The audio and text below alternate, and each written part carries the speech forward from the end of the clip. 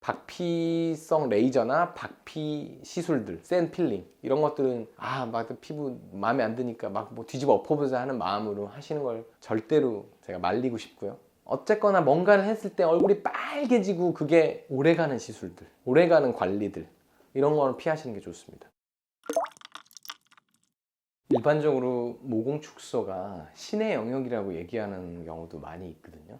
일단 조직 자체가 바뀌어야 된다 이런 얘기들을 많이 하는데 두 가지입니다. 뭐 많은 사람들이 얘기할 때 피지 분비가 계속 지속되니까 모공으로는 피지가 계속 나오게 되고 피지 분비를 줄여야 모공이 줄어드는 거 아니냐. 그다음에 두 번째는 피부 탄력도, 아무리 피지가 많이 분비되더라도 피부가 굉장히 탄력이 있고 탄성이 있으면 피지가 많더라도 당연히 타이트하게 안쪽으로 붙을 테니까 피부의 탄력이 좋아야 되는 거 아니냐. 맞습니다. 그래서 일단은 나이가 들면 사람은 점점 피부 속의 콜라겐 양이랄지 탄력 섬유들이 줄어들면서 모공은 더 늘어지게 돼 있습니다. 그 다음에 피지 분비도 점점 증가되면서 모공은 늘어나게 돼 있습니다. 근데 조금 간과하는 게 사실은 역시 모공에서도 가장 중요한 거는 피부 장벽이거든요. 모공 크기에서. 사실 꼭 단순히 유분 분비만 많다고 해서 모공이 커지진 않습니다. 파킨슨병에서도 여러 신경학적인 오류 때문에 피지 분비가 엄청 늘어납니다. 그러면 만성적인 기간을 겪고 나서 모공이 엄청 커지거나 하지는 않거든요.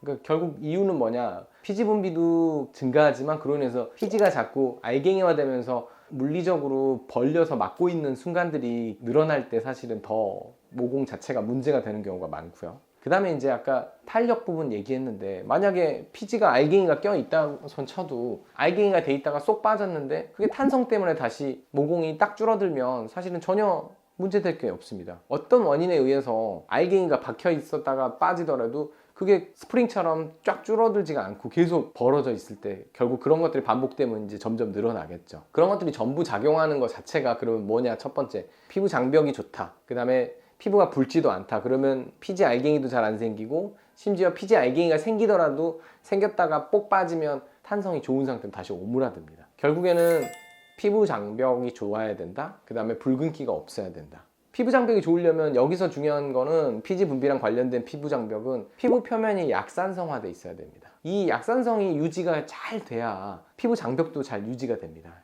어떤 원인에 의해서 피부 표면의 약산성이 틀어져 버리면 그때부터는 급격하게 피부가 무너지기 시작합니다. 피지 분비도 훨씬 늘어나게 되고요. 모낭 주변에 있는 피부 자체의 콜라겐이랄지 피부 탄력도도 급격하게 나빠지게 됩니다. 이게 다 유기적으로 연결되어 있습니다. 결론은.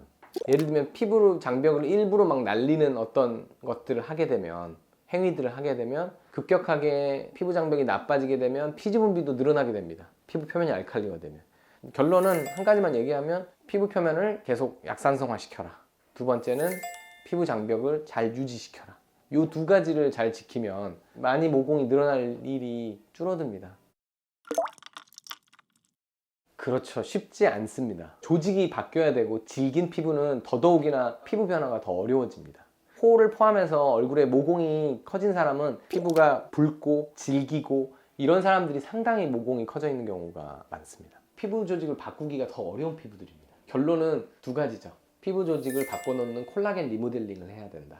콜라겐 리모델링이라는 게 결국에는 피부가 바뀌는 거거든요. 새 콜라겐으로, 새 피부로. 그 과정이 이루어지는 것. 그 다음 두 번째는, 붉은기가 있었던 분이라면 붉은기가 일단은 사라져야, 혹은 많이 줄어야 모공이 좋아질 수 있는 그 기본 바탕이 됩니다. 붉은기는 엄청 심하거나 붉은기가 명확하게 있는데 그 상태에서 나는 레이저 모공 치료를 해서 모공만 줄인다? 사상 누각입니다. 붉은기부터 사라져야 단계적으로 모공이 좋아지기 시작합니다. 그래서 결국에는 콜라겐 리모델링을 통해서 피부 자체가 바뀌어야 되는 부분이 있고, 피지를 만들어내는 피지샘 세포들이 어느 정도 줄어야 되는 부분도 있고, 그 다음에 붉은기가 있으면 반드시 붉은기가 줄어들어야 모낭이 축소될 수 있는 기본 바탕이 됩니다. 집에서 어떤 홈케어를 통해서 이 부분을 바꾸기는 정말 쉽지가 않습니다.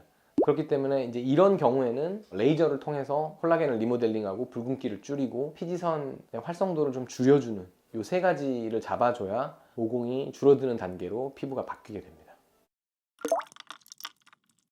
내가 지금 피부 상태가 너무 싫으니까 막 뭔가 벗겨내면 되지 않을까, 막 박피. 물론 필링도 자극이나 무리를 주지 않는 필링들이 사실 많이 나와 있기는 합니다, 사실은. 하지만 너무 과도한 센 필링을 하신다거나, 그것도 자주 해서 고농도의 아하, 바하 같은 성분들로 피부를 박피를 하신달지, 이러면 상당히 좀 치명적인 경우가 있고요. 피부가 훨씬 뒤집어지거나 피부염이 생기거나 피부 장벽이 더 나빠져가지고 색소랑 붉은기가 더 심해지거나 모낭염이 올라오게 되거나 이런 경우가 많습니다. 상당히. 그래서 박피성 레이저나 박피 시술들, 센 필링 이런 것들은 막 피부 마음에 안 드니까 막 뭐 뒤집어 엎어보자 하는 마음으로 하시는 걸 절대로 제가 말리고 싶고요. 어쨌거나 뭔가를 했을 때 얼굴이 빨개지고 그게 오래가는 시술들, 오래가는 관리들, 이런 거는 피하시는 게 좋습니다. 피부 장벽을 두텁게 하는 레이저들도 열반응 때문에 시술 직후에서부터 한 3일에서 5일 정도는 약간 붉은기가 있을 수는 있습니다. 피부가 상기되면서 열감도 있을 수 있고.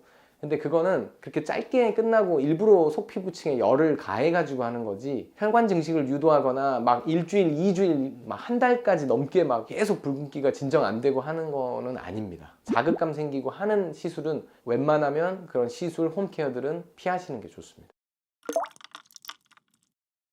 크죠. 먹는 거는 정말 영향이 있고요. 왜냐면 결국 이게 아까 피지 분비하는 거랑 피지가 알갱이화 되는 거랑 먹는 게 많이 연관이 될 수 있기 때문에, 흔히 많이 알려져 있는 걸로는 유지밥, 그다음에 글루텐, 탄수화물과 관련해서 뭐 글루텐 성분들 뭐 빼고 아닌 성분들로 먹고 통곡물로 먹고 뭐 가공 당들은 먹지 말았으면 좋겠다, 뭐 이런 얘기들 많잖아요. 그 다음에 이제 유지방도 피지 분비나 이런 부분과 연관이 돼가지고 모공에 영향을 줄 수가 있습니다. 그 다음에 담배는 사실 이제 모든 온몸의 세포에 다 영향을 줄 수 있고 피부 대사를 나쁘게 만들 수 있고 피부 대사 자체를 나쁘게 만들 수 있기 때문에 당연히 부정적인 영향이 있고, 어떻게 보면 음주가 더 나쁠 수도 있는데 계속 반복되는 과도한 음주, 이게 이제 계속 장기화되는 얼굴 붉음증을 유발할 수 있기 때문에 사실은 만성화되고 반복되는 음주도 피부에 안 좋습니다.